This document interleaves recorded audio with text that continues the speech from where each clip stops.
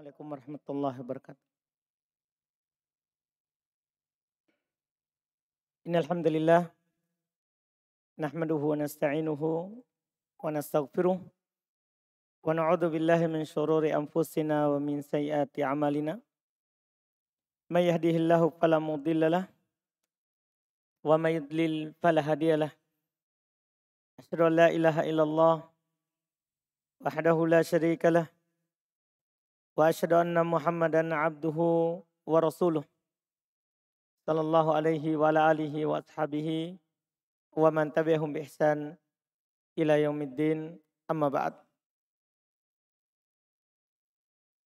Kaum muslimin jamaah salat maghrib rahimani wa rahimakumullah.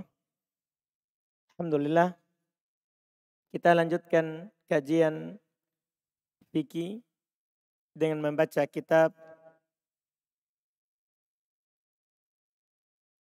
Al-Ghayah wa Taqrib,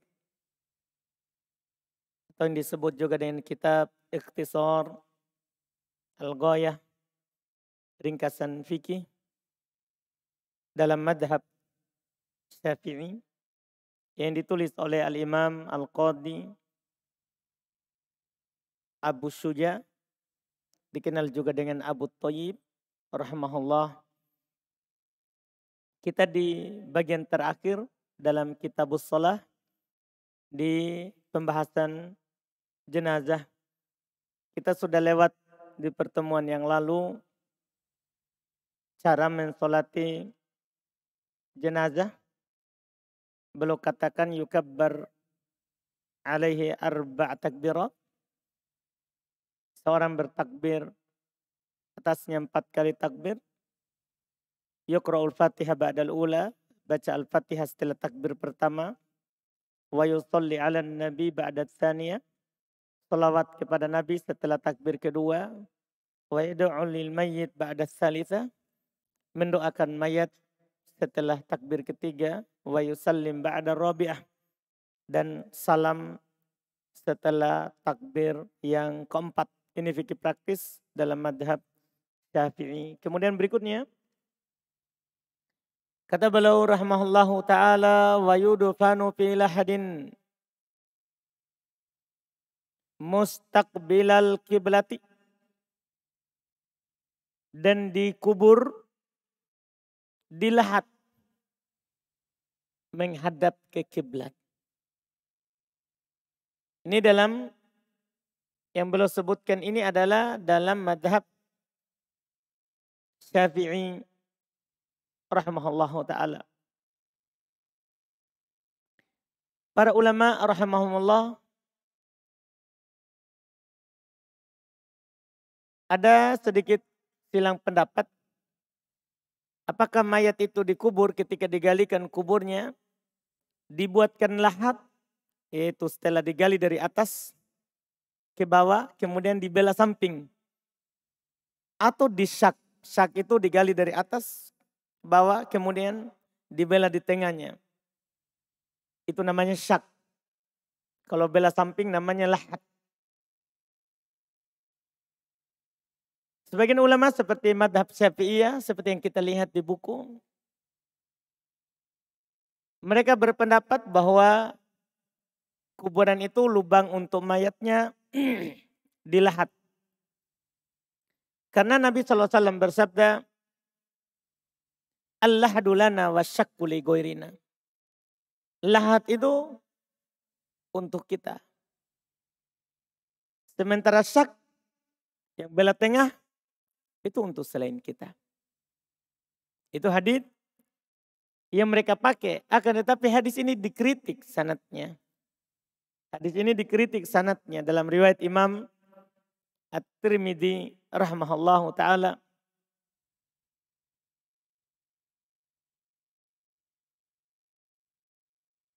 Dan sebagian ulama lagi memilih syak belah tengah. Belah tengah. Mereka berdalil bahwa di masa Nabi SAW memang ada 2 ahli tukang gali kubur. Ada yang ahli belah di tengah, ada yang ahli belah di samping. Sampai ketika Nabi SAW meninggal, mereka bingung, ini kuburan Nabi di belah tengah atau belah samping. Maka mereka melakukan undian. Siapa yang datang duluan dari yang menggali kubur itu, maka itu yang dipakai. Maka ternyata yang datang duluan adalah yang lahat. Maka kuburan Nabi dilahat. Kuburan Nabi dilahat. Iya. Cuman bukan berarti tidak boleh disyak. Dikarenakan di masa Nabi ada dua. Kalau seandainya hanya syak, hanya lahat, maka tidak akan ada apa? Syak. Yang gali, yang di tengah. Makanya dalam madhab Syafi'iyah sendiri, seperti yang dipilih oleh sebagian pengikut Syafi'iyah seperti ini, yang saya pegang ini, Al-Imam Taqiyuddin Abu Bakar Ibn Muhammad Al-Husaini Ad-Dimashqi Asy-Syafi'i, tergantung tanahnya. Lahat ataupun syak itu dilihat keadaan tanah tempat kita gali kubur. Kata beliau, "Lau kanatil ardi rokhwah." Kalau tanahnya mudah longsor, ta'ayyana syak. Maka harus syak, harus belah di tengah. Karena kalau kita belah samping, maka nanti akan longsor tanahnya ke bawah lagi. Kan namanya belah samping kan lurus, baru kita kasih samping. Tapi kalau tanahnya keras, maka kita lahat. Kita lahat. Dan ini adalah pendapat yang paling pertengahan dalam masalah ini. Boleh lahat, boleh syak. Boleh kita belah di samping, boleh kita belah di tengah. Tapi mana yang lebih utama? Dilihat dari keadaan tanah. Kalau tanahnya mudah longsor, disyak, belah di samping. Kalau tanahnya keras, tidak mudah longsor, maka dilahat. Ini yang disebutkan. Kemudian kata beliau rahimahullah, wa yusattah al-qabru ba'da an tu'ammaq an yu'ammaq. Masya Allah. Setelah dikubur, dimasukkan mayatnya, beliau bilangkan tadi mustaqbilal kiblah. Dia dihadapkan ke kiblat. Jadi ketika kita kasih turun, ya kita serongkan badannya ke arah kiblat. Ya, diganjal nanti bagian belakang. Kan dia turun begini. Ya, kalau turun misalnya begini. Kita turunkan. Maka dan ini kan tadi turun begini menghadap ke atas. Kemudian kita lepaskan tali pengikat kafan untuk menahan tadi supaya kain kafan yang tidak terbuka. Kita buka dan kita serongkan ke arah, miringkan ke arah kiblat. Nanti diganjal bagian tubuhnya di belakang. Ya, dengan tanah yang sudah disiapkan yang dibasahi supaya empuk di belakangnya. Jadi ada tanah sudah dicampur dengan air. Boleh ditaruh untuk pengganjal di belakangnya supaya tidak sakit. Itu kalau memang agak luas, kalau memang lahatnya sempit, ya bisa langsung di samping tanahnya itu. Dikasih miring. Hadapkan ke kiblat. Iya. Ini menghadap kiblat ini adalah berdasarkan hadits Nabi SAW bahwa beliau katakan Baitullah itu adalah kiblat kita saat hidup dan saat meninggal. Setelah itu dikubur, dimasukkan tanahnya, wa yusattah al-qabr ba'daan yu'ammaq. Kuburannya dibuat tasbih setelah ditutup. Ini tasbih itu dibuat rata, dibuat segi empat rata. Dari bawah ke atas dikubur, dibuat kotak. Para ulama rahimahumullah, mereka juga berselisih pendapat. Apakah kuburan itu setelah dikembalikan tanahnya dibuat rata, kotak, atau dibuat tasnim musannaman, dibuat seperti punuk unta. Dibuat seperti punuk unta artinya tidak kotak, dibuat seperti ini, bulat seperti punuk, bagian punggungnya unta. Para ulama berselisih pendapat dalam masalah ini. Mereka berselisih pendapat dalam masalah ini. Dalam riwayat Imam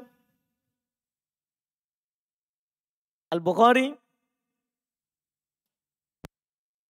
demikian pula yang disebutkan dalam riwayat lain bahwasannya Sufyan At-Tammar belum menukil annahu ra'a qabr Nabi sallallahu alaihi wasallam musannama. Belum melihat bahwa kuburan Nabi sallallahu alaihi wasallam itu kotak bentuknya, tidak berpunuk. Tidak berpunuk. Dan ada juga mengatakan adalah musannama artinya kuburan Nabi sallallahu alaihi wasallam dibuat berpunuk. Buat berpunuk. Itu saat belum lihat. Musannaman. Tapi dalam riwayat Imam Al-Baihaqi disebutkan annahu kana awalan musattahan.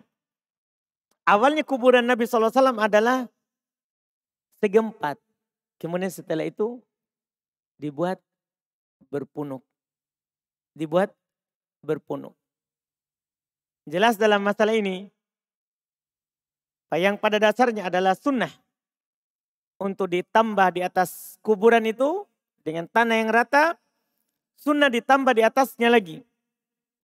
Ketika dikembalikan tanah, yaitu ada yang meninggi, menggunung. Boleh rata segi kotak, boleh berpunuk. Boleh seperti punuknya onta. Karena tujuannya adalah disebutkan oleh para ulama supaya dikenal bahwa ada kuburan. Tidak diinjak, tidak diduduki di atasnya. Apalagi tidak dikencingi, tidak dibuang air besar di atasnya. Supaya ditahu. Karena juga nanti ada sunnah-sunnah lain. Tidak pakai sandal ketika jalan. Karena ditahu itu adalah apa? Kuburan. Itu sunnahnya supaya dilihat kalau itu adalah kuburan. Cuma perlu diingat. Dikatakan para ulama, dan ini saya nukil dari ulama Syafi'i. Mereka katakan wa yukrahu tajsisuhu wal kitabatu alaih. Wa kadal bina. Dimakruhkan, dan makruh di kalangan Imam Syafi'i itu haram. Untuk mengkapurinya, menulisnya, demikian pula membangun di atasnya. Iya. Apalagi dibangunnya ada kubahnya. Muhawwaton, dipagari, dan semisalnya. Kata Imam Syafi'i, Imam Nawawi rahimallahu ta'ala, keadaan seperti ini wajib dirobohkan. Kata mereka li'annal bina wal halatu hadhihi haram. Kalau bangun dalam keadaan seperti itu, dibangun dalam artian di semen, dipagari, ditulisi di atasnya, ini haram, hudima, dirobohkan. Li'annal bina'a wal halatu hadhihi haram. Karena bangunan dalam keadaan seperti itu kalau pakai semen, ditulis di atasnya, apalagi dicat, haram. Qala Nawawi hada bila khilaf. Kata Imam Nawawi, ini tanpa ada perselisihan. Enggak tahu kenapa orang mengaku mazhab Syafi'i, dia bangun, dia semen, dia cat. Nah, di kalangan orang awam yang mengaku juga, bahkan kadang bukan orang awam. Padahal ini dinukil oleh Imam Nawawi dalam madhab Syafi'iyah. Ini haram bila khilaf. Ini haram tanpa ada silang pendapat. Karena memang hadisnya jelas sekali dari Nabi SAW. Nahan Nabi SAW ayu jassas al-qabr wa yuktab alaiha. Nabi SAW melarang untuk mengkapuri kubur. Menulis di atasnya. Itu dilarang. Namanya larangan itu hukumnya haram. Ditambah lagi tidak boleh duduk di atasnya. Apalagi sholat. Kata Nabi SAW, wala la tajlisu alal kubur. Wala tusallu ilaiha. Jangan kalian duduk di atas kuburan. Dan jangan sholat menghadap kepadanya. Sebagian orang pergi duduk di kuburan. Berdoa lagi di atasnya. Tidak boleh duduk di atas kuburan. Dilarang. Ini semua yang dilarang. Dalam hadis Nabi sallallahu alaihi wasallam. Imam Nawawi rahimahullahu taala ketika belum menyebutkan hadis-hadis ini dalam Sahih Muslim, kullu dzalika haramun. Semua itu adalah haram. Semua itu adalah apa? Haram. Haram cat kuburan, memberikan semen pada kuburan, menulis pada kuburan. Kasih tanda boleh. Karena Nabi kasih tanda. Kan boleh dikasih tanda batu saja.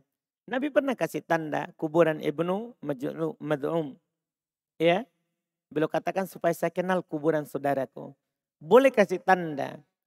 Tapi tandanya yang ditulisi. Jangan dibilang lahir tahun sekian, wafat tahun sekian. Untuk apa? Ulang tahun lagi sebentar. Iya. Kan nanti kalau kita sudah meninggal kita tidak ingat lagi juga. Iya, tidak perlu ditulis. Tidak perlu diingat tahun wafatnya. Itu membuat kita tambah sedih saja. Ini dilarang. Hal tersebut. Ini yang dikatakan oleh beliau rahimahullahu ta'ala. Makanya beliau tegaskan. Wala yubna alai. Ini madhab Syafi'i. Tidak boleh dibangun di atasnya. Mungkin orang-orang Syafi'i baca. Tidak boleh dibangun di atasnya. Wala yujassos. Tidak boleh dikasih kapur. Apalagi semen lebih dari kapur. Ini dilarang. Ya dalam madhab Syafi'i. Ataupun selain Syafi'i. Karena memang hadisnya tadi kita sudah sebutkan. Dari Nabi kita Muhammad sallallahu alaihi wa ala alihi wasallam. Kemudian beliau berkata wala ba'sa bil buka'an 'alal mayyit. Enggak apa-apa menangisi mayat. Tapi ada syaratnya min ghairi nauhin. Tanpa ada ratapan. Enggak ada niyaha. Enggak boleh nangis yang keluar suaranya. Menyesali, menyebut-nyebut kebaikannya. Kadang orang menangis sambil seperti berceramah. Iya. Wala syakki jam jaibin. Tidak boleh pula menangis sambil merobek-robek pakaian. Wala dorbi khoddin. Tidak boleh pula menangis sambil memukul-mukul pipi. Ini hal-hal yang dilarang. Karena ini adalah ratapan dan tangisan jahiliyah. Kalau menangis dalam artian air mata keluar. Boleh.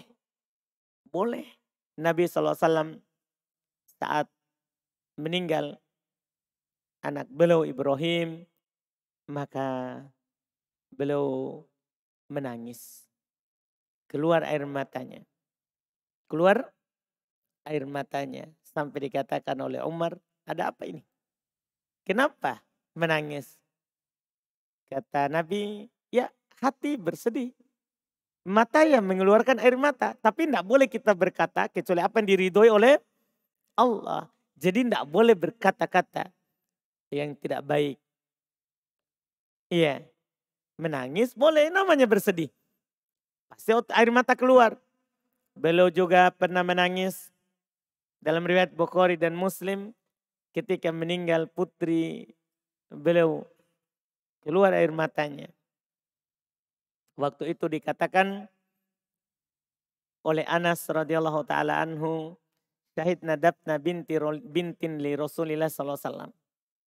Saya menyaksikan saat penguburan putri Rasulullah sallallahu alaihi wasallam. Faraitu ainaihi tadrifan. Saya melihat kedua mata beliau mengalirkan air mata, wa huwa jalisun ala qabriha. Waktu itu beliau lagi duduk di kuburannya. Duduk di kuburannya. Ya, di sini duduk di kuburannya jangan dipahami bahwa sudah dikubur. Tidak, ini lagi digalikan kuburnya sebagaimana disebutkan. Belum menangis. Karena tidak mungkin bertentangan dengan larangan untuk duduk di atas kuburan. Ini maksudnya saat digalikan kuburannya belum bersedih. Demikian pula dalam riwayat Imam Muslim dari Abu Hurairah, bahwa Nabi SAW juga pernah menangis saat beliau berziarah mengunjungi kuburan ibunya. Waktu itu belum meminta izin untuk mengunjungi kuburan ibunya dan Allah izinkan. Belum mengunjunginya dan belum menangis dan para sahabat yang bersamanya menangis. Jadi ini menangis boleh. Tapi tidak boleh ada niyaha merobek pakaian, memukul-mukul pipi. Karena menangis dengan ratapan ini adalah diharamkan. Karena itu adalah hal yang besar dosanya. Dalam hadits riwayat Imam Muslim, kata Nabi SAW, an-naihatu idza lam tatub tuqamu yaumal qiyamati wa 'alaiha sirbal min qatiran wa dir'un min jarab. Seorang yang meratapi mayat, kalau dia tidak bertobat sebelum meninggal, maka akan dibangkitkan pada hari kiamat. Dia memiliki pakaian dari ter yang panas dan baju dari jarob, dari penyakit. Iya, ini disebutkan. Dan juga Nabi SAW berkata, laisa minna man darabal khudud. Bukan dari kami orang yang memukul-mukul pipinya.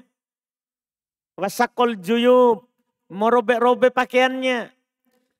Wada'a bida'wal jahiliyah, dan menyeru dengan seruan jahiliyah. Seruan jahiliyah. Ini riwayat Bukhari Muslim. Demikian pula dalam riwayat Bukhari Muslim, Rasulullah SAW beliau berlepas diri minas soliqati wal haliqati wasyaqati.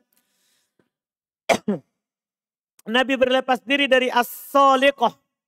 As-soliqah itu adalah ar-rafi'.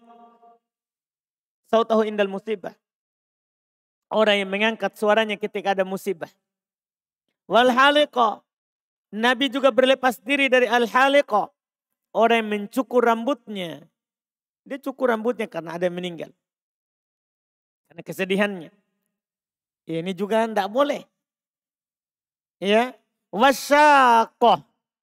Nabi juga berlepas diri dari orang yang merobek-robek pakaiannya saat dia kena musibah.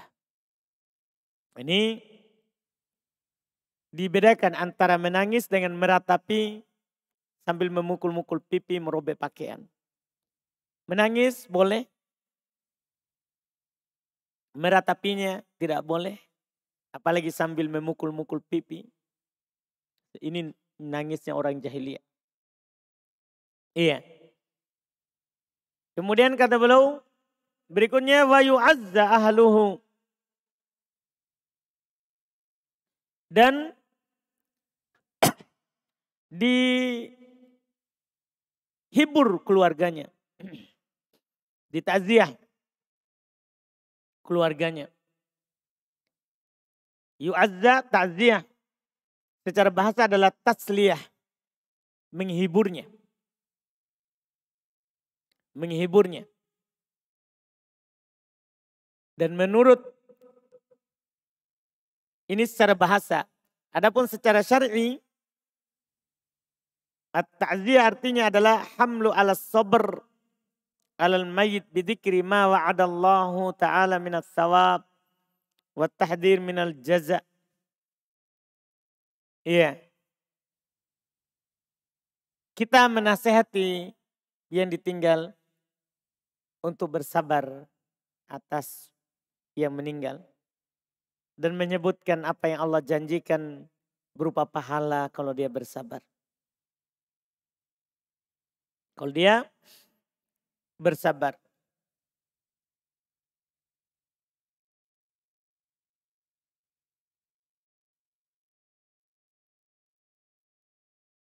Dan Nabi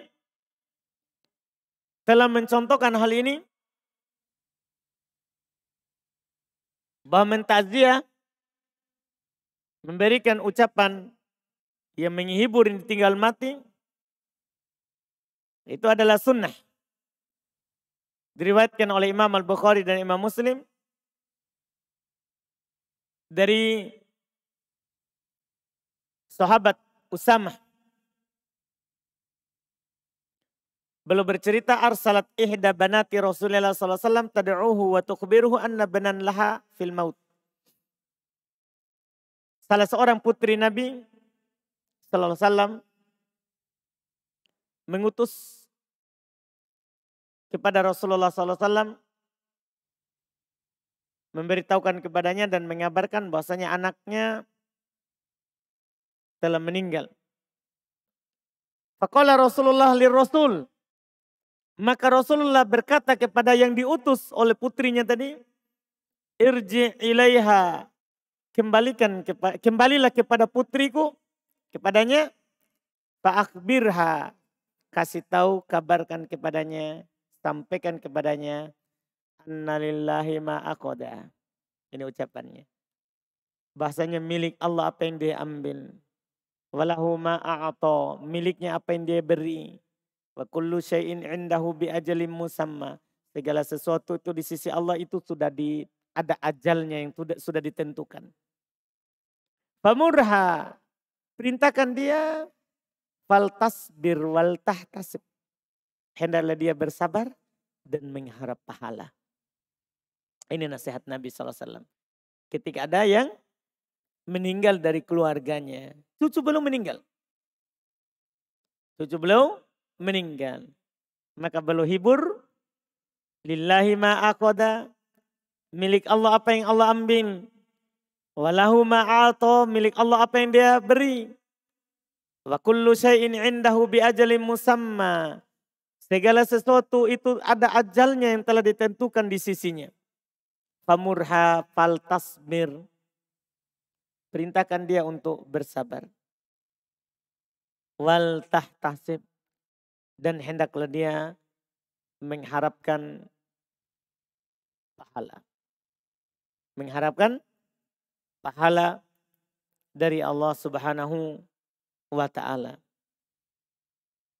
Kemudian beliau katakan, takziah di sini ila salasati ayyamin min dafnih. Boleh sampai 3 hari dari kuburannya. Jangan disalahpahami. Boleh sampai 3 hari, maksudnya ada hari pertama, kedua, ketiga, maksudnya dibuat jam khusus. Bukan, tidak ada jam khusus. Jadi takziah dalam mazhab Syafi'i boleh sampai 3 hari. Tapi maksudnya bukan di jam khusus. Dapat beritanya, kita takziah. Dapat beritanya kita apa? Takziah. Sampai 3 hari. Ini dalam mazhab Syafi'i. Dalam mazhab lain, bahkan tidak terbatas. Kapan saja kita dengar. Tidak harus sampai 3 hari. Kalau hari kelima kita dengar. Kita boleh menghiburnya. Takziah itu kan menghiburnya. Iya.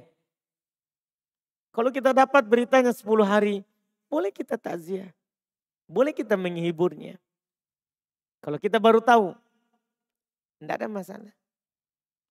Dan itu yang benarnya. Karena tidak ada dari Nabi SAW kalimat jelas yang mengatakan bahwa takziah itu sampai 3 hari. Dalil orang Syafi'iyah yang mengatakan 3 hari itu terkait dengan masalah seorang yang ditinggal mati. Seorang yang tinggal mati. Bukan yang memberikan takziah, tapi yang ditinggal mati. Ada hadis dari Nabi SAW riwayat Bukhari Muslim. Beliau berkata, la yahillu limra'atin tu'minu billahi wal yaumil akhir an tuhidda ala mayyitin fawqa thalath illa ala zaujin arba'at ashhur wa ashra. Tidak halal bagi seorang perempuan yang beriman kepada Allah dan hari akhirat untuk melakukan ihdad. Untuk berkabung yaitu tidak berhias. Ketika mayat meninggal melebihi 3 hari. Tidak boleh lebih dari 3 hari. Ini sekali lagi Nabi ini Sallallahu Alaihi Wasallam beliau adalah memberikan tuntunan kepada orang yang ditinggal mati. Ketika ada yang meninggal, keluarga meninggal, maka boleh kita bersedih berapa? Kurang dari 3 hari. Bukan berarti masalah takziah berarti hanya 3 hari. Tidak ada itu dalilnya. Ini hadis mereka pakai. Kalau begitu berarti kalau istri kalau meninggal suaminya berarti harus takziah 4 bulan 10 hari. Karena lanjutannya illa ala zauj. Kecuali yang meninggal adalah suami. Maka arba'at ashur wa ashra. Maka dia berihdad 4 bulan 10 hari. Berarti harus takziah 4 bulan 10 hari. Tidak ada dalilnya. Ini hanya Nabi mengingatkan perempuan. Ketika ada orang meninggal di sekitar mereka. Bapaknya meninggal. Tidak boleh berkabung, bersedih. Lebih dari 3 hari. Kecuali yang meninggal suaminya. Maka boleh berapa? 4 bulan 10 hari dia tidak keluar rumah, tidak berhias. Dia tidak berhias. Ini 4 bulan 10 hari. Itu pun para ulama persyaratkan kalau dia tidak hamil. Kalau dia tidak hamil. Kalau hamil boleh setelah melahirkan. Boleh setelah melahirkan. Iya. Ini disebutkan oleh para ulama. Jadi ini tidak ada kaitannya dengan takziah ditetapkan berapa? 3 hari berturut-turut. Apalagi ditetapkan waktunya setelah Isya. Ada ceramah, makan-makan kue. Itu tidak ada tuntunannya. Nabi tidak pernah berkumpul. Ya. Untuk merayakan atau melakukan acara takziah di kuburan. Lihat di sini. Nabi meninggal cucunya. Iya kan? Dikabarkan kepada beliau. Ya, beliau hanya katakan lillahi ma'akhoda walahu ma'a'atoh wa kullu syai'in indahu bi'ajalim musamma wal tasbir wal tahtasib. Hendaklah kamu bersabar. Hendaklah kamu mengharap pahala dari Allah Subhanahu wa ta'ala. Ini yang disebutkan dalam hadis Nabi Sallallahu Alaihi Wasallam. Dan bahkan sebenarnya dalam madhab Syafi'ah sendiri juga ada perselisihan. Di antara mereka ada mengatakan wal aula antakuna qoblad dafn. Yang paling bagus itu kita datang takziah sebelum dikubur. Itu lebih bagus dalam madhab Syafi'ah sendiri. Kenapa? Li'annahu waktu syiddatil huzn. Karena di situ adalah waktu orang sangat bersedih sebelum dikubur. Itu lebih utama di situ. Bukan setelah dikubur baru kita pergi makan-makan kue, minum kopi, minum teh. Kasih susah lagi. Iya, menyusahkan orang. Harus utang lagi, uang lagi. Iya. Seharusnya warisan mau dibagi, dipakai lagi belanja. Ini adalah hal yang tidak disunnahkan. Hal yang tidak disunnahkan. Sunnahnya bagi kita adalah untuk menghiburnya. Sunnah bagi kita untuk menghiburnya. Paling utama untuk datang menghiburnya sebelum dikuburkan. Sebelum dikuburkan. Bahkan ini yang utama dalam madhab Syafi'iyah.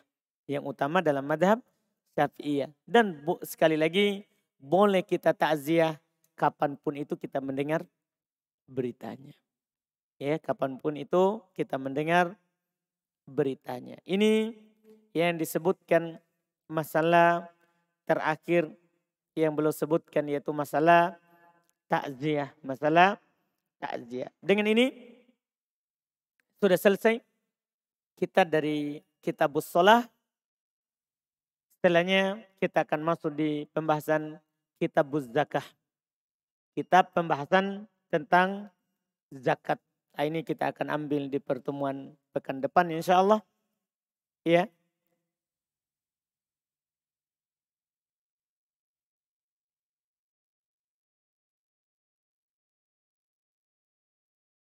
Mudah-mudahan kita dapat sampai puasa sebelum puasa supaya pas. Ini kan Kitabuz Zakah. Setelah itu ya Kitabus Syam. Setelah zakat puasa. Setelah puasa baru haji. Mudah-mudahan kita bisa dapat zakat sama puasa sebelum Ramadan. Bisa diselesaikan supaya pas dengan hukum seputar zakat dan puasa insya Allah. Setelah Ramadan baru kita haji. Insya Allah. Pas kan sebelum haji. Insya Allah. Semoga dimudahkan. Kita adzan dulu baru masuk di tanya jawab. Yang dimaksud dengan melepas sandal pada saat masuk ke kuburan. Yang dimaksud dengan melepas sandal pada saat masuk ke kuburan atau pada saat di atas kubur. Para ulama ada dua pandangan dalam masalah ini. Pandangan pertama yang dari mereka adalah katanya saat menginjak kuburan di atasnya. Ada juga yang mengatakan enggak, saat masuk di area pekuburan. Bukan saat menginjak kuburan. Bagi yang berpendapat pertama berarti antara kubur boleh pakai sandal. Bagi yang berpendapat kedua berarti tidak boleh di antara kubur. Dibuka nanti, dibuka saat di luar kuburan. Kapan sudah masuk di area kuburan itu sudah tidak boleh pakai sandal. Tidak boleh pakai sandal. Pandangan ini masing-masing mereka punya dalil dan paling hati-hatinya supaya keluar dari silang pendapat, kita buka sebelum masuk di area kuburan. Tidak harus pas di atas kuburannya. Itu paling hati-hati dari pendapat yang ada.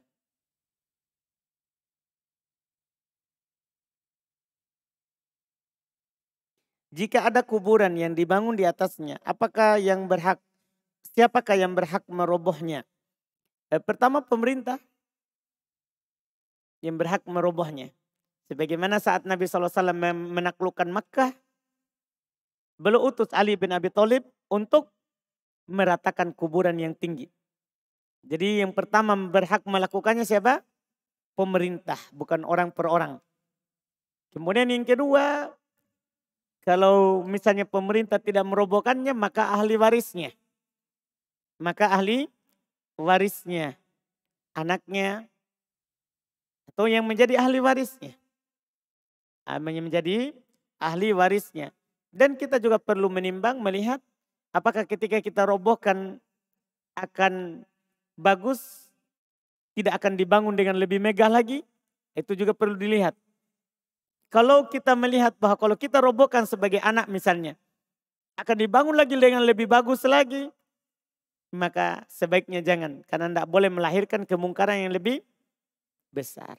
Tidak boleh melahirkan kemungkaran yang lebih besar. Ketika kita menasihati keluarga yang ditinggal, bolehkah mengumpulkan mereka kemudian disampaikan nasihat di hadapannya? Boleh saja. Tidak ada masalah. Cuma tidak ditentukan waktu tertentu. Kapan saja kita mau menasihatinya. Boleh kita kumpulkan dan menasihatinya. Apakah termasuk kesalahan mendoakan mayat di atas kuburan? Mendoakan mayat di atas kuburan. Kalau maksudnya adalah pergi khusus ke sana untuk mendoakannya, itu tidak sunnah. Pergi khusus untuk mendoakannya. Itu tidak sunnah. Iya, karena tidak ada dinukil bahwa Nabi dan para sahabat mendoakan mayat di atas kuburannya masing-masing. Yang dinukil adalah hanya setelah dikuburkan. Setelah dikuburkan Nabi berkata, istaghfiru li akhikum fa innahul an yus'al. Mintakan pengampunan untuk saudara kalian. Sesungguhnya dia sekarang ditanya. Dipahami kan? Di situ saja. tempatnya. Adapun pergi khusus untuk mendoakannya berduduk di atas kuburannya, tidak ada tuntunannya, wallahu alam. Ketika meletakkan mayat di lahat, maka dibutuhkan tanah yang dicampur dengan air untuk menopangnya. Apakah tanah tersebut dibungkus dengan kain kafan atau tidak? Tidak perlu. Tidak perlu dibungkus dengan kain kafan. Ya, tanah saja.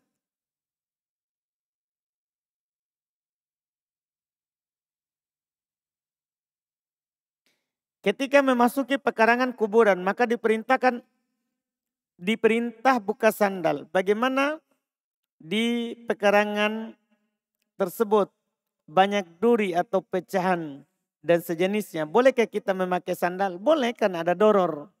Boleh karena ada doror. Dibolehkan karena ada doror dan dibutuhkan. Saat takbir sholat jenazah, afdol mana, angkat tangan atau tidak? Kalau takbir pertama, itu disepakati angkat tangan. Takbir kedua, ketiga, keempat itu diperselisihkan. Mayoritas angkat tangan. Berdalil dengan perbuatan Abdullah ibn Umar. Beliau angkat tangan. Di setiap takbir sholat jenazah. Di setiap takbir sholat jenazah. Itu yang dipakai oleh mayoritas rahimahumullah.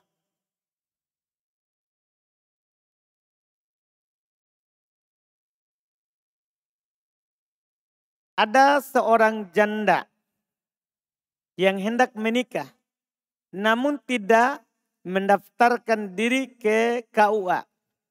Katanya nanti saja setelah nikah. Walinya adalah adik laki-lakinya, karena ayah dan semua pamannya telah meninggal. Karena walinya berhalangan hadir, keluarga memberi saran untuk menyerahkan perwalian kepada Pak Imam setempat. Berarti bukan KUA. Apakah ini boleh Ustadz? Karena di kampung ana pernah terjadi hal ini. Tidak daftar KUA. Pak Imam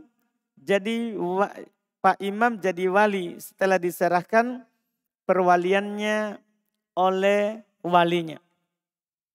Pertama, kita katakan bahwa kalau ada orang melakukan akad dengan mahar 2 saksi, dan ada walinya apakah wali aslinya atau wali yang diwakilkan oleh walinya, maka sah pernikahannya secara agama.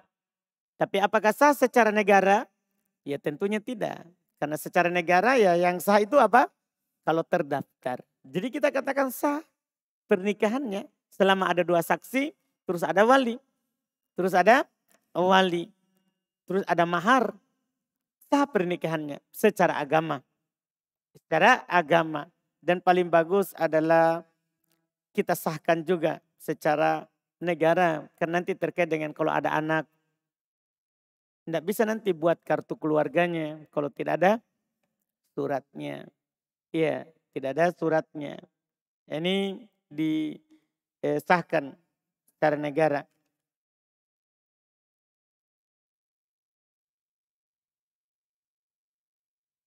Bagaimana hukumnya jika tiba-tiba ada seorang kentut tanpa sengaja di majelis? Tidak ada masalah. Tidak batal majelisnya. Iya, alhamdulillah. Kentut tidak batal majelisnya. Berapakah jumlah sop jika mensolati jenazah? Sunahnya ganjil. Iya jumlahnya. Makin banyak sopnya maka makin bagus, makin utama. Makin utama. Itu yang disebutkan wallahualam. Jadi boleh 3, 5, 7, 9, 11, 13, 15 ganjil. Sunnah diganjilkan. Kalau di ikhwan 3 berarti di akhwat 2. Supaya kan ganjil jadinya 5. Kalau di ikhwan 5 di akhwat jangan tambah 1 tapi tambah 2. Tidak apa-apa tidak penuh. Karena sunnah memperbanyak. Sunnah memperbanyak soft. Apakah ada dalil untuk mempercepat penyelenggaraan jenazah? Mohon nasihatnya Ustadz karena banyak masyarakat yang mengantar jenazah dengan cepat berkendaraan sehingga membahayakan pengendara lain. Kalau bersegera dalam mengurus jenazah, memandikannya, mengkafaninya, mensolatinya dan segera menguburkannya, ada dalilnya Bukhari Muslim. Asri'u bil janazati. Persegeralah jenazah. Persegera di sini bukan kita yang berlari. Bukan, maksudnya disegerakan mandinya, kafaninya, kuburannya, disegerakan. Bukan kita antarnya berlari. Bukan kita antarnya apa? Berlari. Iya, ini yang disebutkan. Bukan berlari. Bahkan disebutkan ketika mengantar jenazah itu adalah kita tenang.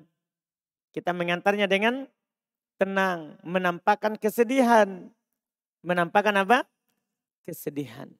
Ya, bukan kita apalagi mengganggu orang lain. Kalau di sini kan bersegera dengan mengganggu, kalau ini sudah dilarang. Ini sudah masuk dalam tahap yang tidak boleh. Karena masuk dalam hadis umum, la doror wala diror. Tidak boleh membahayakan diri sendiri dan tidak boleh membahayakan orang lain. Itu tidak boleh.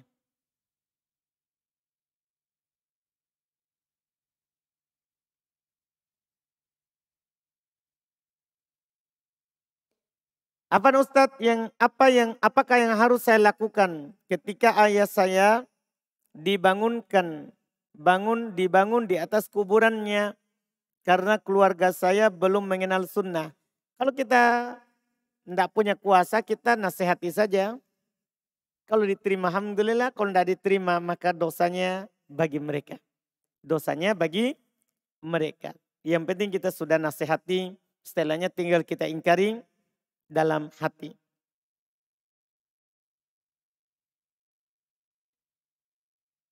Saya pernah dengar Ustadz, kalau penutup lahat itu harus dari tanah yang dikeringkan, semacam batu bata. Apakah benar Ustadz? Karena nyatanya kita gunakan papan. Iya. Di kuburan Nabi SAW, ketika dikubur belum menggunakan labina. Labina itu adalah batu panjang. Ya, atau tanah yang seperti yang dikatakan, yang dikeringkan. Tapi kan itu susah untuk mendapatkannya. Kan rata-rata orang tidak buat bangunan ukuran batu untuk kuburan. Biasanya ukuran batu untuk rumah. Ketika susah untuk didapatkan, boleh dengan papan. Boleh dengan papan. Sebagaimana boleh mengubur dengan peti kalau dibutuhkan. Kalau dibutuhkan. Iya kan? Ya ini boleh dengan papan kalau susah mendapatkan apa? Batu. Karena tujuannya adalah ilahnya yang diambil. Sebab kenapa kita taruh batu di lahatnya? Supaya tanah tidak langsung menimpanya ketika kita tutup. Itu kan ilahnya. Maka kalau tidak ada batu, boleh kita pakai papan. Supaya tanah tidak langsung menimpa mayat. Supaya tanah tidak langsung menimpa mayat. Itu sebab hal tersebut dilakukan. Wallahualam. Apa yang harus saya lakukan terhadap kuburan orang tua yang ditulis namanya dan tanggal lahirnya? Dan tanggal wafatnya juga di nisan. Apakah wajib diganti nisannya atau bagaimana? Kalau boleh kita ganti dengan batu saja tanpa ada tulisannya. Batunya kan ada batu yang panjang. Kan bisa dipakai ganti. Boleh kita ganti dengan itu. Kita beralasan saja. Itu tidak bagus kalau kayu. Batu saja. Iya, tinggal kita ganti.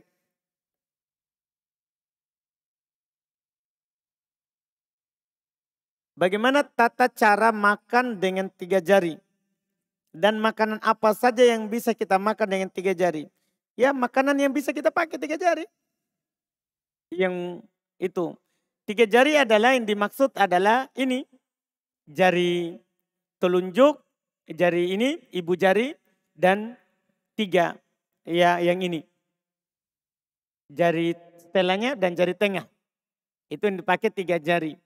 Makanan yang boleh bisa kita pakai 3 jari. Dan kalau sulit boleh kita pakai sendok. Tinggal sendoknya dipegang pakai 3 jari. Itu namanya makan pakai 3 jari juga namanya.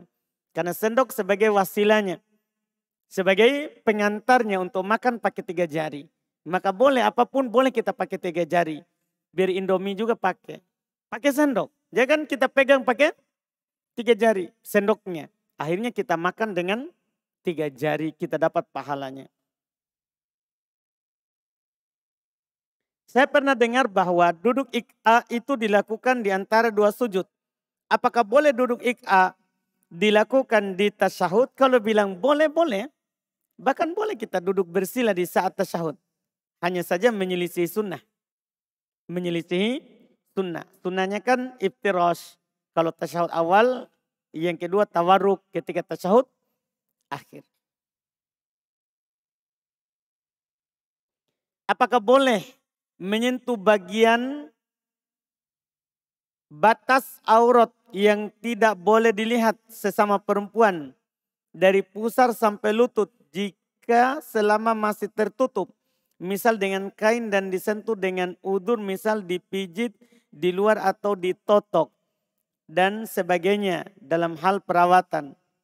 Karena saya pernah kerja di tempat spa khusus wanita yang melayani lulur, pijat, totok dan lain-lain. Boleh saja, boleh. Iya. Bahkan kita sentuh juga di bawah kain, tidak ada masalah. Yang penting kan tidak boleh kita lihat. Apalagi kita adalah itu kerjaannya. Itu adalah kerjaannya mubah. Hal tersebut wallahualam. Bagaimana jika membayar jualan di masjid yang barang tersebut sudah dipesan beberapa hari yang lalu di luar masjid? Akadnya sudah selesai, tapi apakah ini termasuk bermuamalah? Boleh, karena ini utang. Namanya membayar utang, bukan bertransaksi, bukan berakad. Bukan berakad. Wallahualam.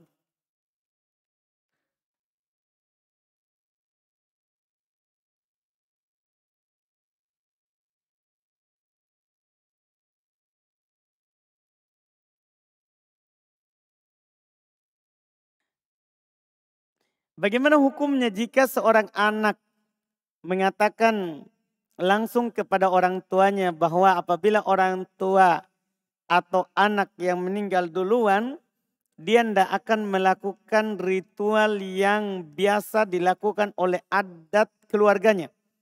Potong sapi, kambing, memperingati sepekan, sebulan, 100 hari dan seterusnya. Iya. Sebaiknya tidak usah, tunggu saja meninggal. Iya, daripada kita berkelahi dulu ternyata tidak meninggal-meninggal. Lakukan lagi saja dulu hal-hal yang penting. Ajak saja orang tuanya taklim, doakan hidayah, semoga panjang umur. Daripada kalau kita meninggal, saya tidak akan potongkan kambing. Itu kan berkelahi dulu nanti. Akhirnya tidak didengar apa yang kita nasihatkan. Gara-gara kita tidak mau potongkan kambing nanti kalau meninggal. Ternyata kita dulu meninggal. Kan selesai masalah. Tidak usah urus dulu begitu. Iya, kita jalani dulu kehidupan saja. Bagaimana mendekatkan diri kepada Allah. Kecuali nanti kita sudah sakit, sakitnya sudah tidak diharapkan lagi kesembuhannya, baru boleh kita tulis wasiat. Boleh kita tulis wasiat. Dan tidak harus kita sudah bacakan, kita tulis saja dulu, persiapkan. Kalau kita sakit, sakitnya sudah mau meninggal. Sakit yang tidak diharapkan lagi kesembuhannya. Boleh kita tulis wasiat. Nah kalau kita sudah berwasiat, keluarga masih acarakan, kita tidak berdosa. Itu fungsinya. Itu yang diingatkan oleh Syekh Albani rahimahullah. Di masa kita sekarang ini sangat dianjurkan untuk berwasiat. Supaya tidak dilakukan ritual-ritual yang menyelisih syariat. Iya. Itu diwasiatkan saja nanti. Enggak usah bicarakan dulu sekarang. Tulis saja nanti di wasiat. Bolehkah menidurkan anak dengan nyanyian lagu anak? Tidak boleh, jangan. Iya. Nanti dia dilatih dengan nyanyian, akhirnya nanti dia juga menyanyi. Iya. Tidak boleh dinyanyi. Bacakan saja bacaan-bacaan sebelum tidur. Ayat kursi, 3 kul. Seperti yang kita baca supaya dia terbiasa mendengarnya.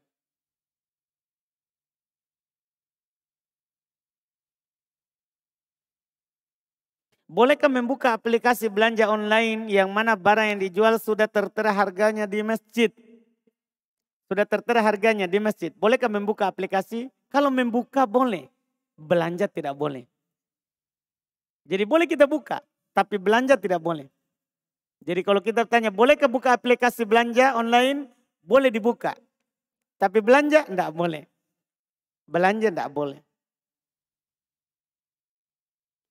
Jika di dalam rumah, apakah boleh mengikat rambut yang tingginya di atas telinga Ustadz?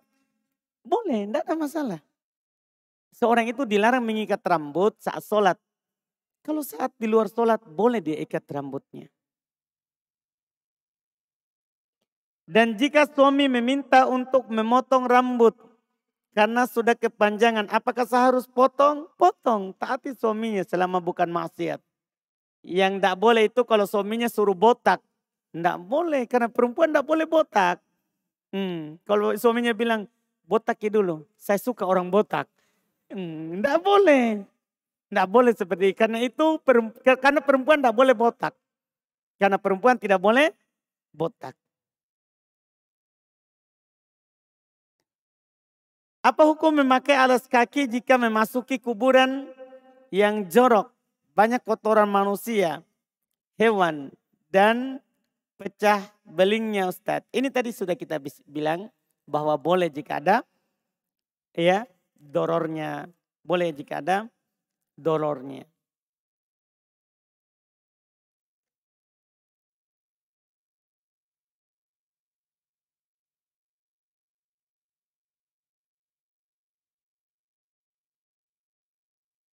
Apakah setiap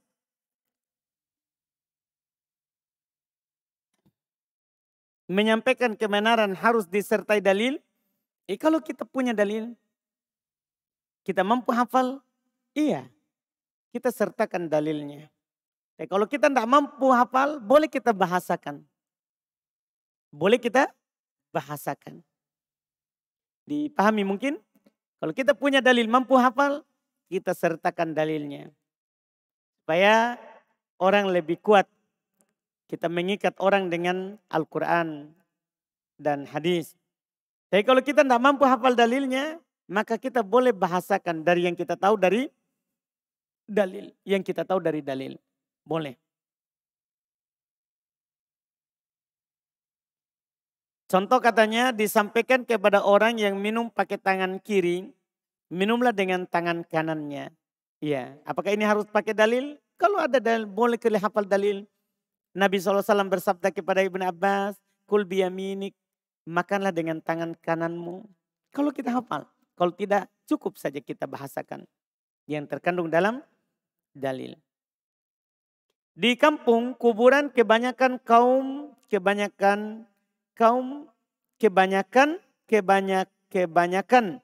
di tembok dan tulis namanya. Apakah anak bisa mengatakan bahwa itu haram? Tak disebutkan hadis? Ya boleh, tapi kalau kita sebutkan hadis lebih bagus supaya orang tidak mengingkari. Karena orang itu biasanya susah mengingkari hadis. Susah mengingkari hadis, mereka takut. Kalau ada keimanan dalam hatinya. Ya, tapi kalau mengingkari perkataan orang mudah dia. Tapi mengingkari perkataan Nabi itu susah. Bagi orang yang punya keimanan. Maka kalau kita sampaikan hadisnya itu lebih bagus. Kalau terima alhamdulillah, kalau tidak diterima maka itu belum hidayah dari Allah. Kalau ada yang meninggal, keluarga atau tetangga apakah bisa dibawakan makanan? Baik masih ada mayat maupun mayatnya sudah dikubur, boleh. Nabi melakukan hal tersebut. Menyuruh keluarganya untuk membuatkan makanan ketika meninggalnya Ja'far radhiyallahu ta'ala. Isna'u li ali Ja'far ta'aman. Buatkan untuk keluarganya Ja'far makanan. Nah itu malah yang sunnahnya, bukan kita pergi makan di sana. Yang sunnahnya adalah kita bawakan makanan kepada orang yang ditimpa musibah karena mereka sedang sibuk dan bersedih.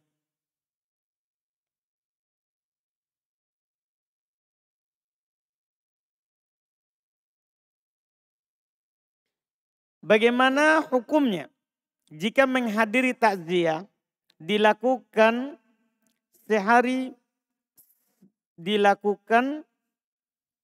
ini dengan mengundang ceramah hukum memakan sajian yang dihidangkan. Tidak boleh memakannya. Karena itu adalah acara bid'ah. Itu adalah acara bid'ah. Kalau acara takziah yang ditentukan waktunya, itu masuk dalam acara bid'ah. Tidak boleh kita pergi makan di sana.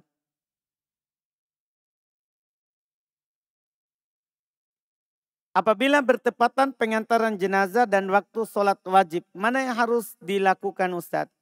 Karena sebagian masyarakat di kampung ana, mereka lebih mendahulukan pengantaran jenazah. Ya, seharusnya paling pertama adalah sholat jenazah, sholat wajib dulu. Baru setelah itu sholat jenazah dan mengantar jenazah. Tapi kalau semua di kampung bersepakat untuk kubur dulu mayat sebelum sholat duhur, nanti pulang jenazah baru kita sholat berjamaah. Tidak ada masalah. Boleh. Tidak ada masalah, boleh. Karena waktu duhur adalah waktu yang luas. Waktu sholat duhur waktu yang luas. Apa hukumnya membacakan Al-Quran untuk jenazah di kuburan? Membacakan Quran untuk jenazah di kuburan itu sepakat tidak boleh. Tidak dibolehkan. Ya, membacakan Quran di kuburan untuk mayat. Bahkan membacakannya di rumah juga tidak boleh. Karena tidak ada tuntunannya. Membacakan Quran untuk orang yang meninggal di rumah tidak ada tuntunannya. Ya, paling sedikit adalah yang dibolehkan adalah membacakannya saat dia mau meninggal. Supaya mudah keluar ruhnya, dia rindu bertemu Allah. Di situ boleh. Kalau setelah meninggal, maka tidak ada salapnya. Tidak ada pendahulunya hal tersebut. Apakah di rumah ataupun di kuburan. Bagaimana hukumnya jika seorang luput membaca surat Al-Fatihah dalam sholat Jumat? Di rakaat pertama. Apa yang harus dilakukan? Apakah menambah satu rakaat? Atau 3 rakaat sebagai sholat duhur? Enggak, dia tambah 1 rakaat saja. Karena dia kan dianggap masbuk dalam sholat Jumat. Dianggap masbuk dalam sholat Jumat. Bagaimana hukumnya Ustadz kalau ayah kami terlanjur dimakamkan di tempat umum. Dan di atas kuburan tersebut diberi semen dan ditulis namanya. Mohon solusinya. Kalau bisa kita ubah. Kita ubah dari semen menjadi batu di sekeliling tanpa semen dan tanah di atasnya. Terus tandanya tanpa ditulisi. Alhamdulillah. Kalau bisa kita ubah. Alhamdulillah. Suami, berapa lama suami boleh meninggalkan istri untuk bekerja? Apakah ada tenggang waktu meninggalkan istri yang dapat menjadikan jatuhnya talak terhadap istri? Ya kalau disepakati oleh keduanya dan dia adalah selalu ada beritanya, maka ini tidak ada waktunya. Tapi kalau dia pergi menghilang, tidak ada beritanya sama sekali, maka istrinya boleh menikah setelah 4 tahun. Istrinya boleh menikah setelah 4 tahun. Kalau tidak ada beritanya, karena ini sudah orang hilang. Karena ini dihukumi sebagai apa? Orang hilang. Tapi kalau ada beritanya, apalagi ada kirimannya terus tiap bulan, iya, ini orang ada, bukan orang hilang. Tergantung kesepakatan mereka. Kalau istrinya menyuruhnya pulang, sudah merindukan dirinya, dia harus pulang untuk memenuhi hak istrinya.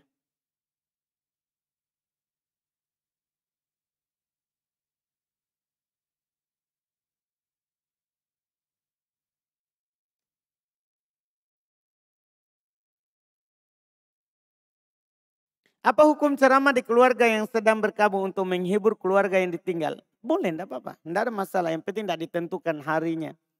Iya. Enggak dibuatkan acara khusus. Apa saja amalan atau pahala yang bisa dilakukan oleh seorang anak yang pahalanya sampai ke orang tua? Pertama, mendoakannya. Karena dalam hadis Abu Hurairah, ya, ketika beliau sebutkan terputus amalan untuk mayat kecuali 3 diantaranya adalah awwaladin solihin yad'ulah, anak soleh yang mendoakannya. Yang kedua, sedekah atas namanya, itu juga sampai kepadanya. Seorang anak, dia bersedekah atas nama orang tuanya, boleh. Boleh. Dan itu pernah dilakukan oleh sahabat di masa Nabi SAW. Ketika dia bertanya bahwa ibunya meninggal tiba-tiba, apakah boleh bersedekah atas namanya? Kata Nabi, bersedekah atas namanya.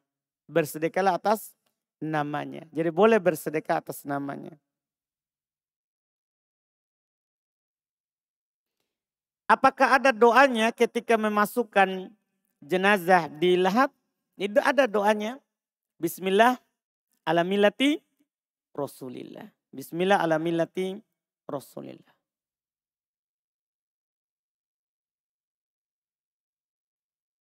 Ini terakhir kita baca.